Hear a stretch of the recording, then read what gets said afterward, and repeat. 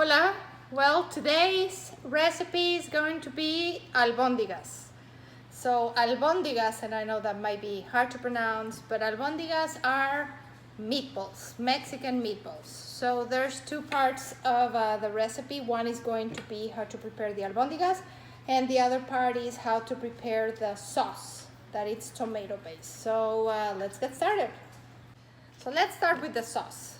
So the first thing that you're gonna need for the sauce are tomatoes, okay? So because I am using approximately 3 pounds of ground beef, so I'm gonna use 6 tomatoes, half an onion. If you have garlic, maybe like 1 little piece of garlic, or I use this minced garlic, which is awesome. Water and the magic powder, which is this. I want to show you this. They sell these in, grocery stores. This is absolutely amazing. I use this for everything. Shh, don't tell anybody. So that's the sauce. Now for the meat, we're gonna use ground beef, and this is approximately 3 pounds of ground beef, which probably will feed like 6 to 8 people. Maybe like 4 if it was my family. 2 eggs, rice, and breadcrumbs or panko or something similar. If you have celiac, you can always use gluten-free breadcrumbs, okay? So let's get started. Okay, so the first thing we're gonna do is we're gonna put some water in the blender. You're gonna need a blender. This is like a cup of water. Depends on how watery you want the sauce. Then I'm gonna put the tomatoes. I should cut them, but I'm too lazy for it. 1, 2, 3, 4. Let's start with 4. And a little bit of the onion. And magic sauce, magic powder, which is nor. I don't measure, I just, probably this is like a 2-3 spoonfuls, plus minus. Okay, we're gonna blend until it is very, very watery.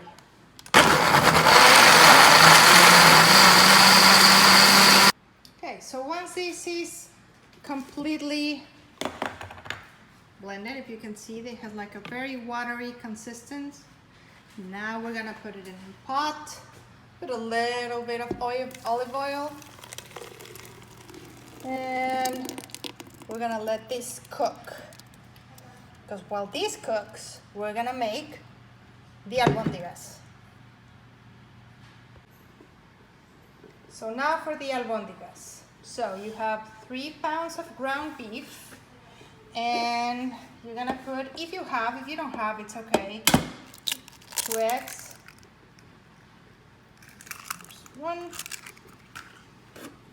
and 2. Okay, and now you are gonna have approximately half a cup of rice, and you're gonna have half a cup of panko or breadcrumbs. Okay, and then the magic sauce. So you're gonna put a little bit of this awesome caldo de pollo, chicken Bujon of Nor. There are many brands. I personally like this one. This is the one that I have always used, so use whatever similar one. There's one called Goya, I think. So any chicken Bujon will do.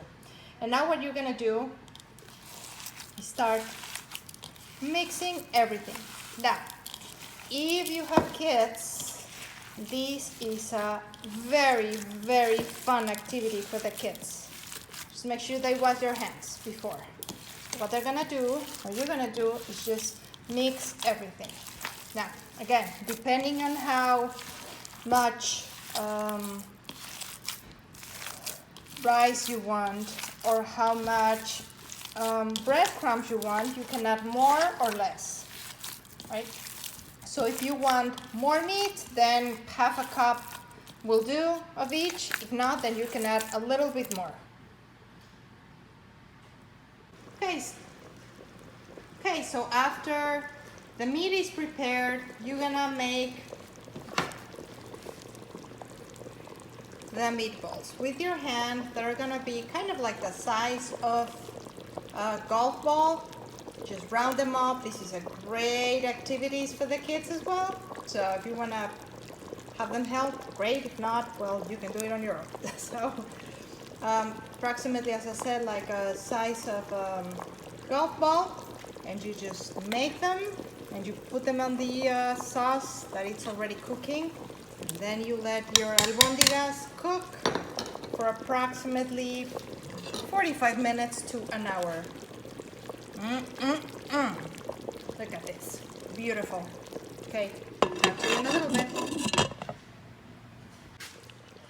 Okay, so now the albóndigas have been cooking for a little bit over 45 minutes to an hour, and they are ready. So, let me see.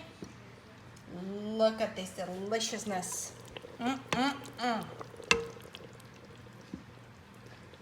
smells so good.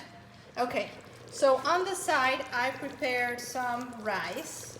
So I can teach you how to cook rice in the Instant Pot maybe another time. But well, this is great actually. Rice with albóndigas is absolutely perfect combination.